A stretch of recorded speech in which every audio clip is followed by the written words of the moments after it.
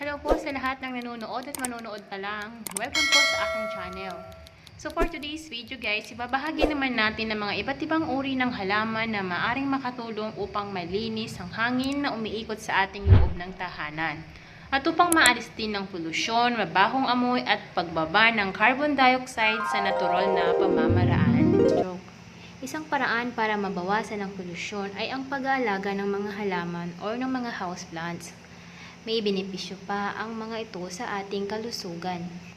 Kaya naman, narito na ang mga indoor plants na pwede mong ilagay sa loob ng bahay. At ating sisimulan sa rosemary.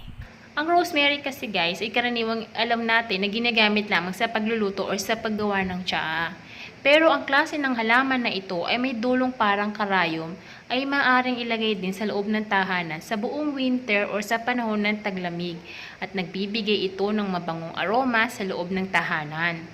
Karamihan sa mga halamang may matutulis na dulo tulad ng rosemary ay mahusay daw na purifier, lalo pat kung taglamig ay mahalumigmig. Ang klase ng halaman na ito ay sumisinghot daw ng carbon dioxide at nagpapakawala ng natural oxygen. So, ang pinakamahalagang function ng halamang ito ay ang pagiging pananggalang nito ng ating utak mula sa mga tinatawag nating free radicals. O diba guys, napakaganda rin ng benefits na makukuha natin sa rosemary. Then, sunod natin ang mint. Ang mint ang pinakamahusay na herbal tea sa panahon ng taglamig.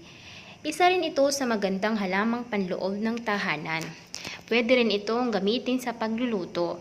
Ito rin ay mahusay sa paglilinis ng hangin sa loob ng tahanan, lalo na daw kung ang isang tao ay may sakit sa baga. Ang mint ay may kaiga-igayang amoy. Gusto din ng halamang ito ang sikat ng araw at tubig at madaling tumubo. Maari kang pumuto ng maliit na sanga at ilagay ito sa isang basong may tubig sa loob ng 1 linggo. Makikita mo agad na magkakaroon ng ugat ang dulo at pwede mo na itong itanim kahit saan. Ang lavender ay isa rin sa magandang halaman na pwedeng ilagay sa loob ng tahanan. Ito ay mahusay na pambugaw ng mga insekto. Ang aroma nito ay nagpaparelax ng ating baga at nakakatulong upang maging mas kalmado ang ating mga nerves at makatulog tayo ng mas mahimbing sa gabi. Kung ikaw naman ay pinahihirapan ng anxiety, ang aroma nito ang magpapakalma sa iyong nerves. Ang iba ay gumagamit ng oil lamp para sa aromatherapy or di kaya ay gumagamit sila ng kandila na may lavender scent. Pero kung ayaw mo ng ganitong sistema, ay pwede ka namang bumili ng halaman na lavender at ilagay ito sa pasimano ng iyong bintana ng iyong kwarto. Ang lavender ay inilalagay sa maliwanag na lugar. Huwag mo itong itatago sa dilim dahil babagal ang paglago nito. Ang basil guys ay isa rin sa pinakamagandang halaman na ilalagay sa loob ng tahanan. Ang basil kasi ay isa sa pinakakilalang herb at spice na ating ginagamit sa kusina. Ito ay nakakalat sa Asia at North Africa, pero madali naman itong payamanin at patubuin sa lahat ng klase ng klima. Ito ay lumalaki ng hanggang 1 to 2 talampakan na may maliit na white blossom at malapad na dahon. Mayaman na aroma at kaiga-igayang maanghang na lasa ang isa sa napakaraming katangian ng basil. Magagamit din ito bilang herbal tea. At tulad din ng ibang halaman, ito ay nakakabawas din ng carbon dioxide sa loob ng ating tahanan. Kabilang din sa magandang halaman na pwedeng ilagay sa loob ng bahay ay ang jasmine. Namumukadkad ang bulaklak ng jasmine sa pagitan ng 6 to 8 ng gabi. Karaniwan itong tumutubo kapag hindi na mainit at ang temperatura ay mababa. Mahalimuyak ang paligid lalo na kapag kumakain ng hapunan kung may jasmine sa paligid dahil mabango ang amoy nito. Masarap inumin ang tsaa kung may jasmine. Kumuha ng ilang piraso ng dahon ng jasmine, lukutin ng kaunti ang dahon at ilagay ito sa kumukulong tubig. Takpan sa loob ng 10 minuto at maaamoy mo ang halimuyak nito. Ang maganda sa jasmine tea ay ito ay mura kaya magandang mag-alaga ng halaman na jasmine sa loob ng tahanan. Ang geraniums or geraniums ay may mahigit sa 200 klase at iba't ibang uri. Ito ay mabango at mahusay na pambugaw ng mga lamok. Madaling alagaan at i-maintain ang geraniums dahil hindi ito lapitin ng mga plant parasites at kayang mabuhay ng walang tubig hanggang 2 linggo. Magandang tignan ng bulaklak ng geranium at mahusay sa pamamaraan ng pagsala ng hangin sa loob ng tahanan. Ang peace lily naman ay isang kaaya-ayang halaman na ang mga dahon ay kulay puti at tumutubo na tilang isang kabibi or shell. Dahil nga sa magandang anyo nito, ito ay mainam na ilagay bilang dekorasyon sa ating bahay. Pero gaya ng mga nauna, kaya din nitong linisin ang formaldehyde sa hangin at palitan ng oxygen. Ang halamang ito ay madali lamang alagaan dahil hindi nito kailangan ng masyadong atensyon. Maaari mo itong ilagay sa may bintana o sa lugar na direktang nasisikatan ng araw. Diligin paminsan-minsan at magiging ayos na ito. Maanong ilayo ito sa lugar na abot ng mga bata o alagang hayop dahil kapag nakain ang dahon nito ay maaari naman silang magkasakit. Boston Fern. Ang pollution sa hangin na hindi lamang nagtataglay ng isang chemical. Marami ang mga ito gaya na lamang ng xylene, formaldehyde at benzene. Para maalis ang mga chemical na ito sa hangin, inirerekomenda na maglagay ng Boston Fern sa iyong tahanan.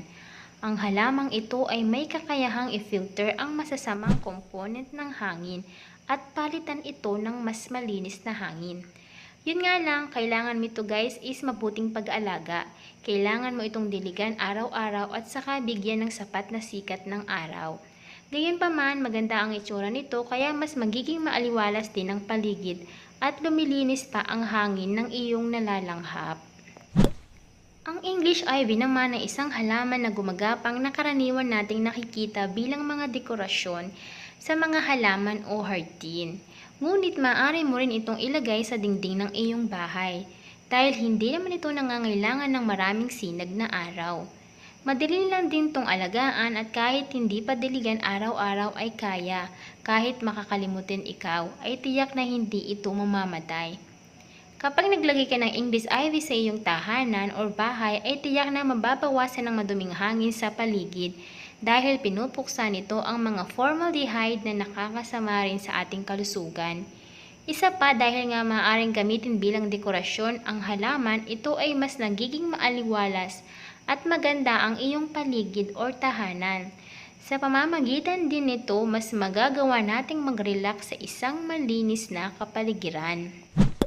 Ang next natin ay ang weeping fig. Ang halamang ito ay madali lamang alagaan, kaya naman kahit na ikaw ay may maraming ginagawa, ay hindi mo rin ito mapapabayaan. Ang weeping fig ay nagmula sa Southeast Asia na karaniwang hindi gaanong lumalaki ng pisikal, kaya ginagawa itong mga bonsai. Ang paglalagay nito sa bahay ay makakatulong upang mabawasan ang polusyon at nagpapalamig rin ito ng hangin sa paligid. Aloe vera. Kilala ang aloe vera or sabila dahil sa napakarami nitong benepisyong medikal. Ginagamit itong sangkap sa mga shampoo na nabibili natin dahil kaya nitong palambutin at pagandahin ang ating buhok. Ngunit hindi lamang iyan ang kayang ibigay ng aloe vera. Bilang halaman ay kaya rin nitong linisin at pagandahin ang paligid. Ito ay madali lang ding alagaan kaya naman inirerekomenda rin ito na paglalagay nito sa bahay. And last but not the least, ang spider plant. Ang spider plant ay isa sa pinakamadaling alagaang halaman na maaari nating ilagay sa ating bahay. Ito ay hindi lang nangangailangan ng masyadong atensyon at pagkahalaga. Isabit mo lamang ito sa may bintana o kaya ay ilagay sa paso at ipatong sa may lamesa at hayaang masinagan ng araw. Hindi mo na rin ito kailangang diligan ng madalas dahil kaunting tubig lamang ay sapat na upang ito ay lumaki. Kahit kaunting alaga lamang ang ibigay mo ay mabilis itong lumaki. Sa katunayan nga, ito ay tinatawag na airplane plant dahil sa haba at hugis ng mga dahon nito kahit pa hindi ito masyadong bigyan ng atensyon. So yan na nga guys, ilan lamang ang mga ito sa mga halaman na maaari mong ilagay upang maging malinis ang hangin sa kapaligiran at ikaw ay makapagpahinga ng matiwasay. Ibahagi mo ang kaalamang ito sa iyong mga kakilala at tulungan din silang mabawasan ang polusyon sa kanilang bahay. So yun lamang guys, maraming salamat and thank you sa pagsuporta sa ating channel.